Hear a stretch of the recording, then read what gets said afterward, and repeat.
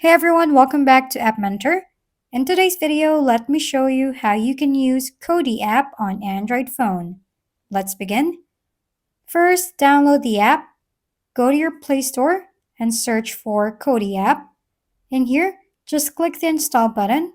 After downloading it, just click open to launch the app. When you first open Kodi, you'll find the app that looks like any other standard video player, similar to older versions of Windows Media Center. If you're using Kodi to play back local content already on your device, select Enter File section and browse through your files until you reach the directory you want to be displayed within Kodi's file browser.